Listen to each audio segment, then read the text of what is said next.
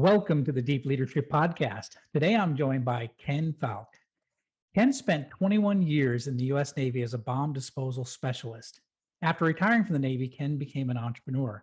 He founded and exited two businesses, then later created two nonprofit organizations. He currently serves as chairman for the Boulder Crest Foundation, a nonprofit organization focused on supporting combat veterans and their families, as well as first responders. He's also the author of a new upcoming book called Lead Well: 10 Steps to Successful and Sustainable Leadership. In this book, Ken introduces 10 principles that you need to become a more impactful leader. It's packed with Ken's insights from more than 4 decades of business, nonprofit, and military leadership. So I'm honored to have him on the show to talk about it. So, Ken, welcome to the show. Thanks, John. Thanks for the introduction. Well, it's good to meet you, and it's good to get you on the show to talk about this new book. And as we touched on a little bit earlier, I think a lot of the thinking that you have on leadership is very similar to my own. So I'm excited to dive into it. But before we get into the book and some of the things you're working on now, but tell us a little bit about your military experience, because it's fairly unique. And then how did that time in the Navy really establish like a foundation of leadership that's kind of led to the rest of your career post Navy? Yeah. Well, thank you for saying that. I think like we were talking before the podcast a little bit, is that one of the things I think the military does for us is it exposes us to some of the great leaders in the world and some of the horrible ones, and it definitely helped shaped obviously where I'm at today. But if I go back, a little ways, I've kind of had this kind of vision of leadership, for a long time. I grew up in a family of entrepreneurs, and my, grandfather, my dad, CEOs of companies, and watched them closely. I had a great father who, just did a great job of outlining, what life is about, and, kind of getting me going in the right direction. In the end of my high school years, I became, a captain of a hockey team, a very successful traveling hockey team. Left high school to play professional hockey. That didn't work out for me, but I, again, had a great year prior to joining the Navy. Working for a, semi-professional hockey team and working in an ice rink down in Arlington, Texas for a year. But then I joined the Navy. I joined the Navy to be a SEAL, failed the eye test, and ended up my first tour. I won't go into all the details, but ended up my first tour in the Navy, about 18 months in the U.S. Navy Ceremonial Guard, back here in the Washington, D.C. area where I actually grew up. I thought, it was a great opportunity to get exposed to some really high level things in the Navy. We did all the funerals in Arlington Cemetery. We did all the high level White House ceremonies, and it was a really interesting thing. I didn't think I would stay in the Navy. Actually, I really had this dream to be in the Special Forces, and I thought I had joined for 3 years, and what they used to call a 3x3, 3 years active and reserve, and I was going to get out after 3 years and go join the Army Special Forces, which didn't have the same vision requirements as the SEAL teams at the time. But I ended up being on duty one night, and it happened to be the night that the Air Florida Flight 90 airplane hit the 14th Street Bridge here in DC. Oh yeah. And I was the duty leading petty officer of the duty section, and we ended up on these tugboats and working in the Potomac River. And about midnight that night, this little dive boat came chugging up the river. And the EOD school, the bomb disposal school, used to be down in Indian Head, Maryland, which was about 30 miles south of DC. And I ended up on that boat probably around midnight that night, doing nothing more than making coffee for divers. And I had always been fascinated, by diving. That was what I wanted to do. And one of the chiefs on the boat, liked my work ethic. And I ended up telling him my story about the SEAL team failure. And he said, well, EOD doesn't have that vision requirement. Why don't you try out for EOD? And that's what I did. And I really spent the next, 19 and a half years of my career doing EOD stuff, bomb disposal stuff. Yeah. Wow. It's interesting how, I've had a number of guests on the show where they talk about this one influence where they meet somebody and it sort of changes, the trajectory of their career or trajectory of their path, and it's just that one influence that you say, wow, I didn't know that was possible, and next thing you know, you're moving in that direction. So yeah, so EOD became a way for you to kind of get into some more, I would say, more exotic operations than work in the honor guard, I guess. Yeah, well, I just want to say before I go any further, EOD is explosive ordnance disposal, which is what we call bomb disposal in the military. Some of the listeners may not know that acronym. Um, that chief, funny enough, that chief that recruited me into EOD became a mentor of mine throughout my entire Mm. career. He passed away recently. Cancer ate him up. But man, I tell you, the guy, everything I talk about in this book was really the epitome of that guy. Mm.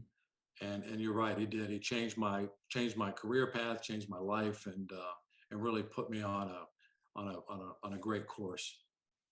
That's really good to hear. I always say that we as leaders, we make ripples in the water, and it spreads from where we hit the water, and it does impact people's lives. And I think the best leaders think about that, and the ones who aren't thinking about that are just focused on the short-term results or what have you. But I think great leaders are thinking about the impact they're making in other lives. So You know, sounds it's like sounds like your mentor did as well. Well, it's funny you say that analogy, because in the book I actually write about, I did a 2-year exchange tour with the Royal Navy, clearance divers, and one of the chiefs there used to always say, oh, this Navy stuff. He was a miserable guy. He used to give this analogy of put your hand in a bucket of water and pull it out, and within seconds nobody will know you were ever there. And I said to him one day, I said, I just don't think that's true. I think our ripples just go and go and go.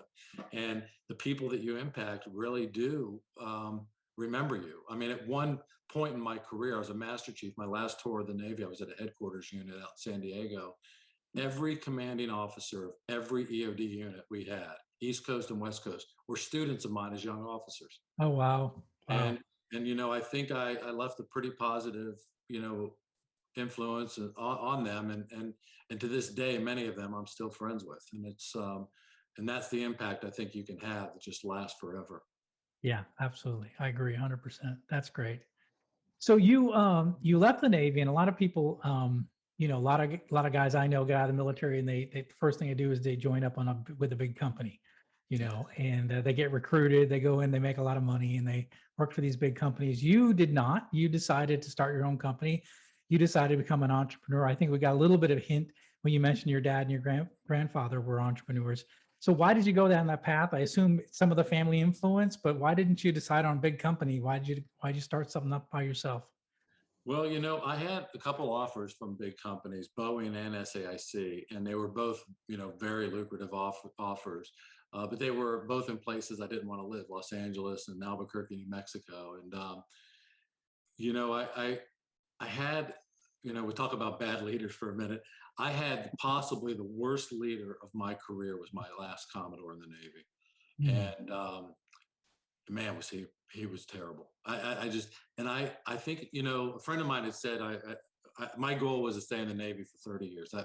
We loved it. My family loved it. The kids loved moving around and going to different places. We lived literally all over the world. And we had just made it to the West Coast for the first time in our career. So we were going to do San Diego and Guam and, all the things that you do out there. And anyway, I just couldn't take this guy anymore. And I thought, I don't know that I can spend 2 more years of my career with this guy. And I decided that it was time to get out. And that was a statement that I had heard throughout my careers. You'll know when it's time to get out. You'll know when it's time to retire. And I knew.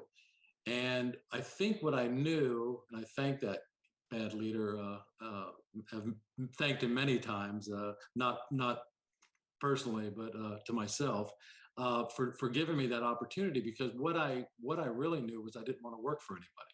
Right. Now, Right. it's kind of naive, because the truth is, even with your own company, even as a CEO, you're working for customers, and you're working for your employees. You're never not working for anybody. Right.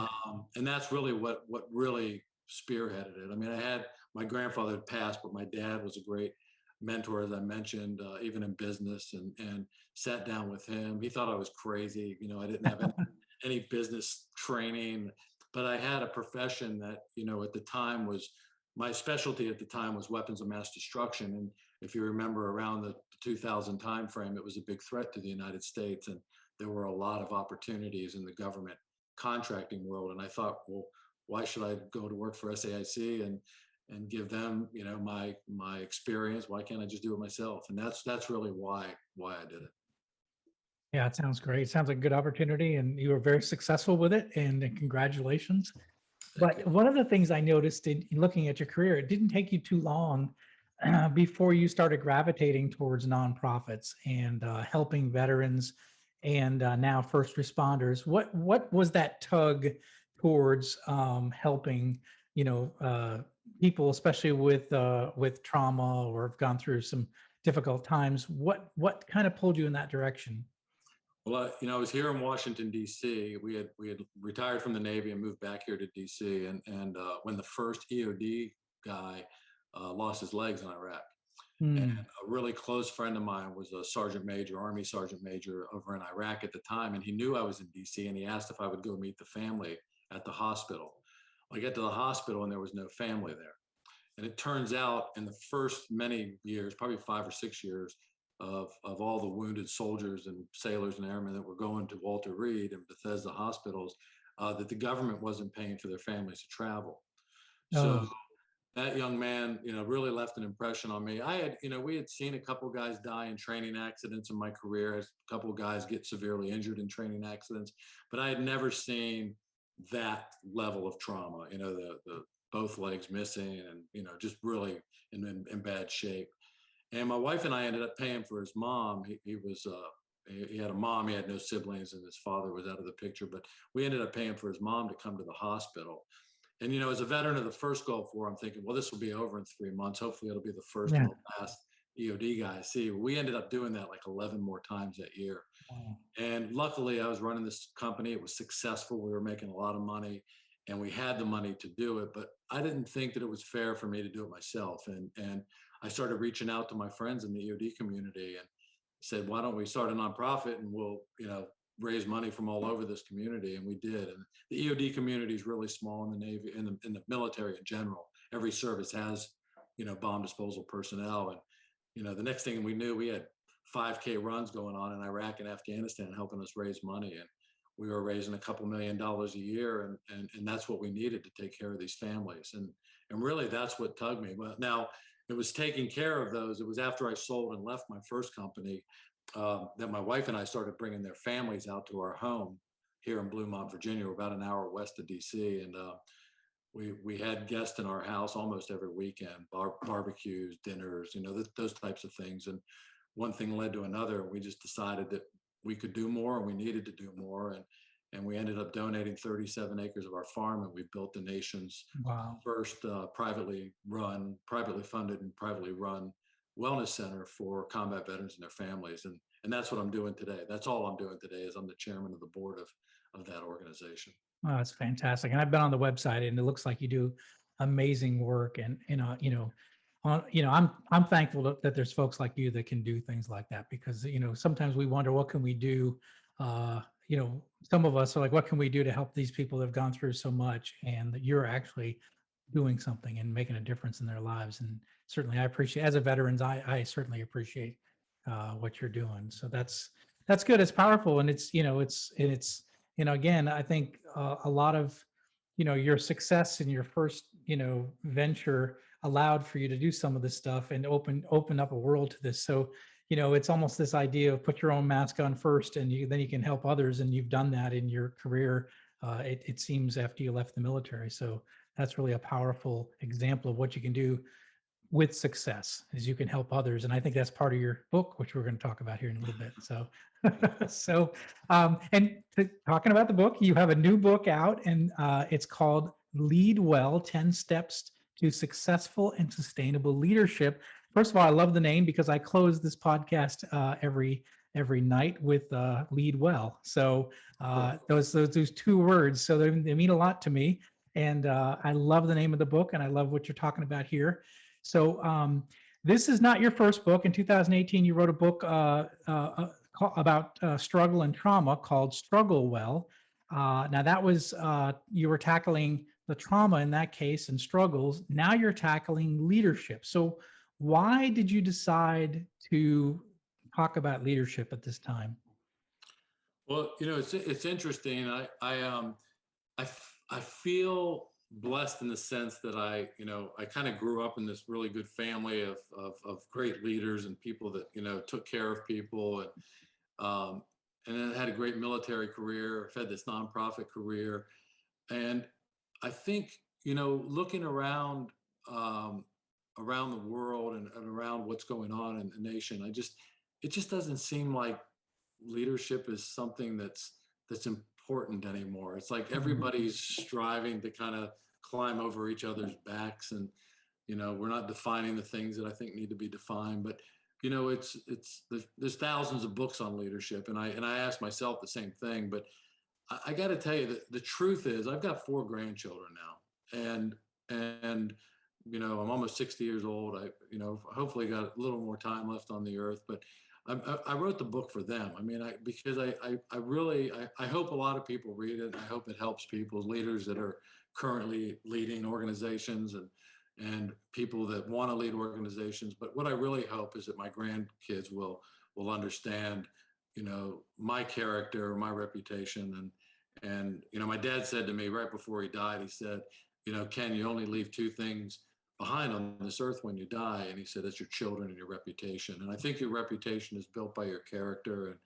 And really, as a Navy guy who was away literally for 14 of his 21 years of service, deployed for my 2 daughters, I've got this opportunity to help my grandchildren become, great kids, and fix all the mistakes I made with my 2 daughters. So really, I think at the core of it, I've written the book for them. Hmm. No, that's powerful. That's great. In the book, I like what you talk about, because and I mentioned this when we got started the show off, if you read your introduction, it reads just like my introduction of my first book. So you and I are thinking about the same things, but you said, and I want to quote you here. You say, despite the fact that there are hundreds, if not thousands of books on the subject of leadership, the truth is that good leaders remain too rare, or far too rare. So, and you talked about it a little earlier, but why do you think it's such a rare thing to find good leadership these days? Is it that we're just too busy? We're looking for short-term results. People are focused on making money versus making a difference. What do you think is missing today in today's leadership? I talk about, in the first chapter of the book, I talk about this whole concept of leading yourself first. And I truthfully think the problem is there's so many people who are unwell, Mm, and being unwell, in the world of mental health, where I work primarily today, helping men and women who have post-traumatic stress disorder and anxiety and depression. Um, there's a saying in the world of mental health that hurt people hurt people. And I mm, believe, very strongly that people who aren't well, um, just don't lead well. And that shows up in a lot of different ways. Sometimes in anger, sometimes in avoidance. I mean, just a lot of things. And we go back for a minute, John. And my definition of leadership I picked up from an academic class on leadership. When the year I sold my company, I took a year off and I went and did a master's degree at Georgetown in public policy management. And one of the classes, I took there was on leadership. And we read a book called The Cathedral Within by a guy named Bill Shore. And Shore's definition of leadership, which I've adopted, is really that leaders help people get to a place that they can't get to it on their own. mm. Yeah. And that's really what I think. I think it's so easy to wake up in the morning and just look at the bottom line and look at the things that have to get done in your life. But when you have a lot of people working for you, if you're not helping them get to that place that they want to get to, then they end up leaving. They say 70% of Americans hate their jobs. Yeah. The turnover rate in corporate America is unbelievable. In the Mhm. military, we have 250,000 people a year that get out of military service. And I believe a lot of that is driven by poor leadership. And that's why, I really wanted to write this book and give that opportunity to tell those stories. Yeah. No, it's so true. And all those statistics you mentioned, I bring up in my book as well. And it's sad. The 70% number is real, and it's been consistent for decades.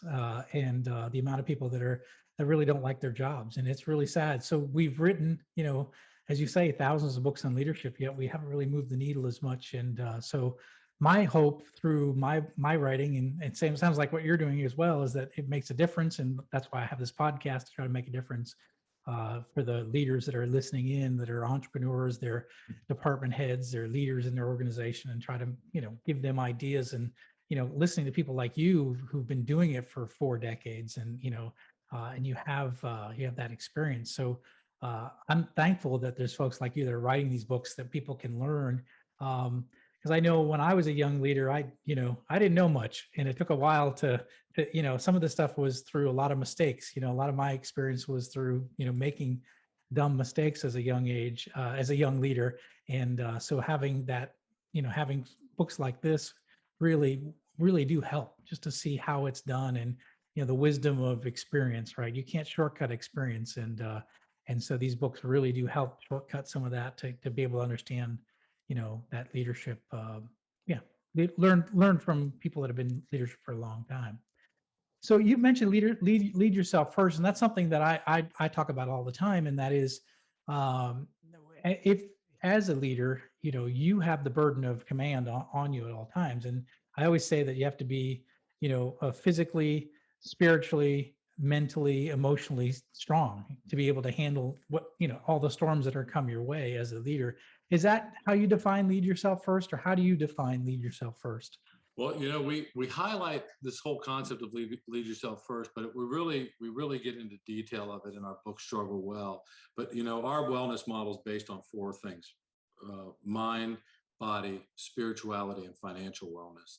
Mm, All of which tend to take you, put you on a good track or take you off a track easy, and that's really what wellness is all about. And I think when you're well in those four areas, if you think about your mind, its ability to get up in the morning and really have control of your life. You're not living this proverbial life of the tail wagging the dog, and just responding all day long to, or reacting all day long to other people's problems, rather than having a plan and being able to manage those things.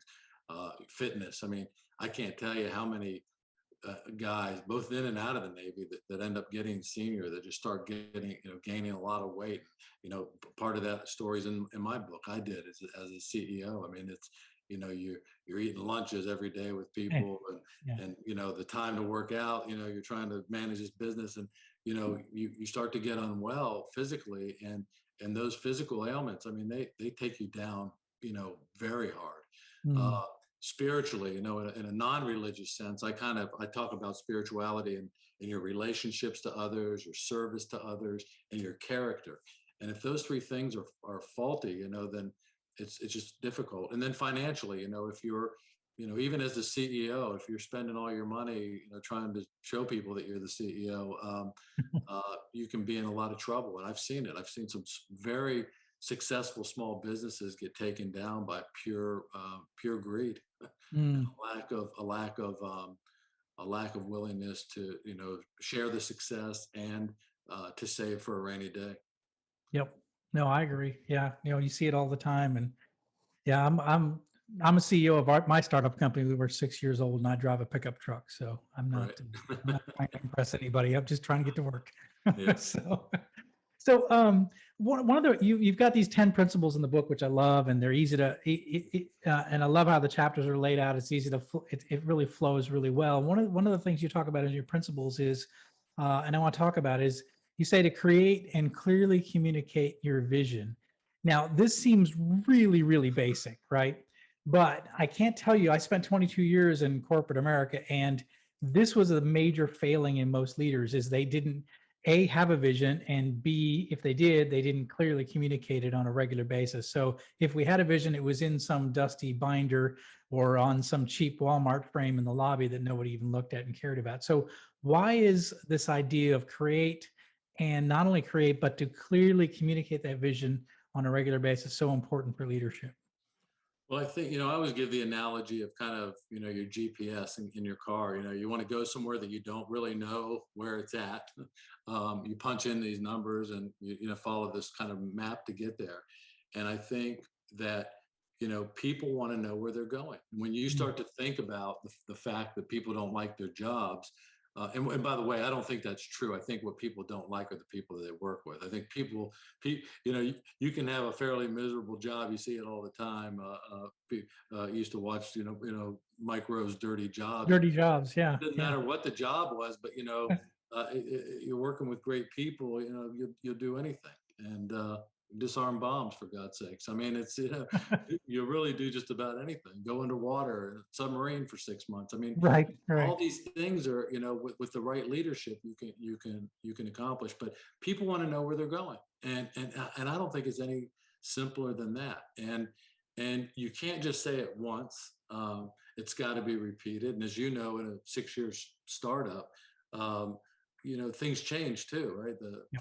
Who knew 5 years ago, 4 years ago, COVID was going to happen, right? Yeah. All Yeah. these things that are externalities that we can't control that happen, and then your vision tweaks, and you may go a little bit different way, and if you make a change and the people don't know it, and they think you're going one way and now you're going another way. I mean, all that stuff is confusing, and it doesn't allow for people to coalesce around that mission and get up every day and work to achieve what the vision is. And that's why I think it's got to be clear and it's got to be communicated. And great organizations do that very well.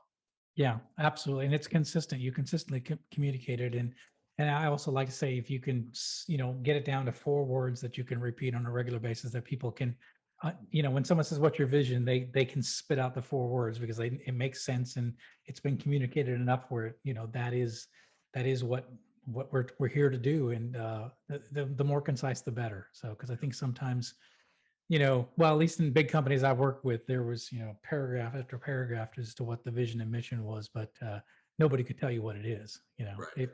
It was like all the buzzwords and all the, checking all the boxes, but it didn't really mean anything at the end of the day. There's a So, famous story. I think it was Ford Motor Company, and I don't know, somebody, Henry Ford or somebody, was walking around and I might have the company wrong, but somebody was walking around the floor, of the production floor, and there was a janitor there, and he was sweeping up, and Henry Ford said to him, what's your job here? And he said, my job here is to make cars. And he knew his job was to sweep the floors and do the things that needed to be done, but he knew what the mission of that organization was and what he was there supporting. And I think those are the stories that you really love as a CEO. You love to hear because everybody's in the mix, regardless of what their job is. yep, They know why they're doing it. yep, absolutely. Yeah, and it was, as my first factory, I was 32 years old and I got my first factory, and and when I asked people what they did, they said, "Well, I plate these parts, I machine these parts, I grind these parts." And I said, "What do these parts do?" And they went, "We're not really sure." Yeah. And what I found out was that we had, 140 employees that knew their job, but they didn't know the big picture and how their job contributed to the big picture. And it was interesting how when we transitioned to where they understood the mission, they understood our vision, what we actually did for the industry, that we kept the lights on, like we kept hospitals with power, and and elevators to going up and down, and hospitals, and their eyes lit up. They're like, "Oh, yeah, I'm keeping the lights on. I'm not just plating a part." So their jobs meant more because they saw the vision, or they saw what we were doing in the world, and they saw that they were making a difference versus just. And I think they came alive. When you can communicate your vision to the point where people get it and they're like, "Oh, I'm part of this bigger picture." I think that there's pride in the job as well too when the vision is clear. Well, there's a saying that, humans want two things in their life: the opportunity to contribute and the opportunity to grow. And, Mm, and I think as a leader, if you understand that, it can be a very powerful tool. And that's really what that's all about, right? Once they know that that part is allowing doctors to perform the most successful surgeries or whatever it might mm. be, it starts to, they know that they're contributing, and that means they have a purpose, and all that stuff is what makes for a good human. Yeah, yeah, it really is true. We want to make a difference. Um, So in the book, you talked about, and I like this a lot, and I'm interested on your take. You talked about create a culture of loyalty and satisfaction. So what does that look like in a good company? Well, I went to Harvard Business School for an executive program when I was running my first company, and I took a class on customer service, customer care, and marketing, and all those types of things. And there was a professor that basically laid out this chart, and on one it was a XY grid, and on one leg of the chart on the x-axis was satisfaction, and on the other was loyalty. And she started plotting, where do you want your customers to be? And after the class, obviously you want them to be high and to the right. You want them to be loyal and satisfied with whatever you're making. But after the class, I walked up to her and I said, I really enjoyed that lecture, and I think that it really applies to your employees too, not just your customers. Mm. And she said, absolutely. She said, but I'm here teaching a customer class. And I said, well, I'm going to steal your grid, and I'm going to use it to plot my customer or my employees. And really that's what you want to do, right? If you think about Yeah. employees who are very loyal to you, but they're not necessarily satisfied with their jobs. Um, I always call them friends, like maybe somebody comes to work for you as a friend and just loves working for you, but doesn't really like what they're doing. Or on the other axis, you got somebody who could care less. They would jump ship for, an extra $1,000 a year or something, but they're extremely satisfied. Well, I think what that does as a leader is it puts us in this mindset of how do we have to manage those people? What can we do, as I said a minute ago, contribute and grow? What can we do to get them to grow into this vision of being not only loyal to the organization, but also satisfied that every day they can come to work and show up as the best version of themselves that day. I assume it's the leader's role to help move people into the right quadrant, right? Through Absolutely. making sure they're in the right role. Part of leadership is, okay, I got a guy who's a problem child, but maybe it's because he's in the wrong role or she's in the wrong role. So get them into the right role where they're more satisfied, right? And you create loyalty by being a trustworthy, well, the person of your word, and you build loyalty towards you do what you say you're going to do, and you meet your commitments and you promise. So there's a loyalty that's formed over time, right? But it's the leader's job to move people in that two by two matrix, right? Absolutely. It's, I tell everybody, leadership's a verb. I mean, and that's your job, is to get out there every day and to do those things. And if you're not doing those and helping those people, especially those direct reports, and teaching them how to do that with the people that work for them, if you're not doing that, then, people just aren't going to grow. And then the stagnation leads to less satisfaction. And then we start losing employees. And with the turnover rates in corporate America, and like I said, in the military, I know that there's plenty of opportunity for better jobs. I mean, what's the difference, truthfully, in working for one big defense contractor to another? Mhm. You're probably going to go from the same job to the same job, and maybe even the same kind of contracts. And people do it for reasons that aren't realistic, and loyalty pays off. I've got a friend. I'll tell you a quick story. A friend of mine who was my second banker, um, who young guy, right out of college. We went to Eastern Carolina University, and I was having lunch with him one day, and we were talking. And my dad had sat on the board of a lot of small community banks, and this guy who's still working for the bank that I was banking with, I said to him, I said, the guy before you had a really good thing here. He was going to probably be the president of that region. And then he jumped ship and went to a different bank, and now he's learning all over again. I said, my belief is that loyalty pays off. Well, anyway, that young man who's you know uh, now almost 20 years later is the president of the bank that he works for and the region that he lives in. And his loyalty has paid off. And I think that it's a two-way street, as you said. I mean, the leader's got to be equally as loyal and do what he says he's going to do or she says she's going to do. But it does pay off at the end of the day. Yeah, no, I can definitely see that. That's for sure. So we have just barely scratched the surface. This book is you've got 10 principles in the book. It flows really well. It's easy. I think it's very relatable. I think it's very easy to follow for leaders to kind of go through this. Um, So I really do encourage everyone who's listening to the podcast to take a look at it. It's called Lead Well: 10 Steps to Successful and Sustainable Leadership. Um, One thing we didn't touch on, I just questioned real quick. We didn't talk about sustainable. So I understand successful leadership. What do you mean by sustainable leadership? I failed to ask you that question.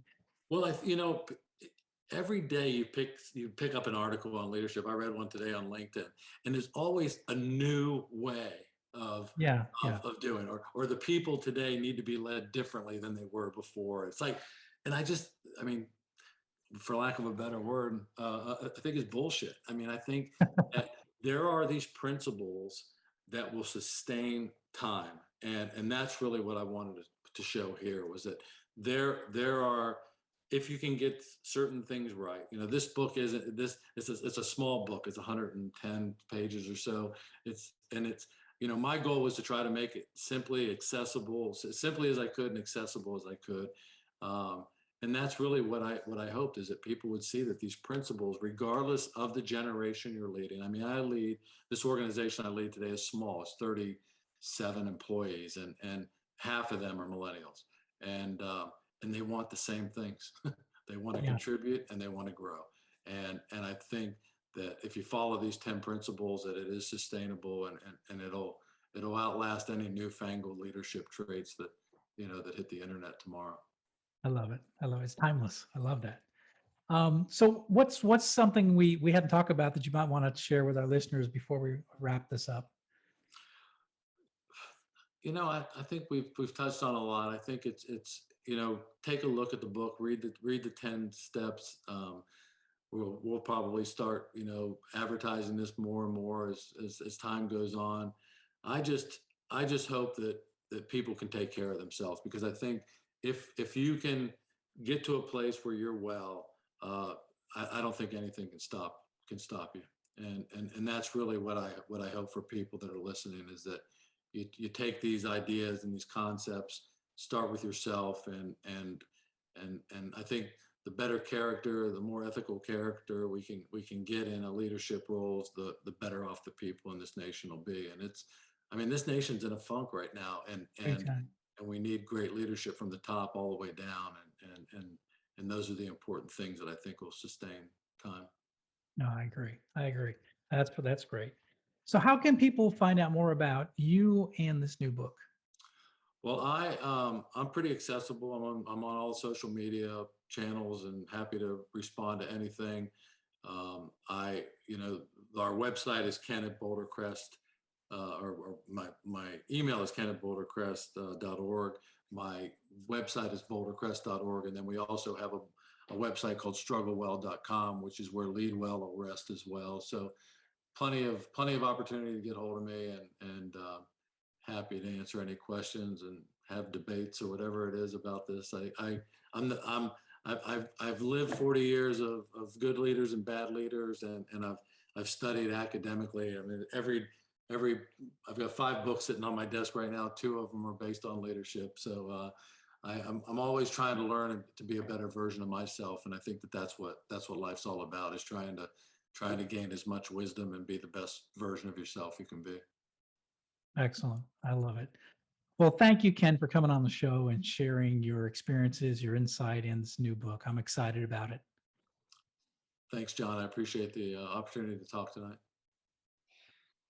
Well, that's it for today. Thank you for listening to Deep Leadership. If you like this podcast, please subscribe and share so we can continue to build a world with better bosses. Until next time, this is John Rennie saying take care and lead well.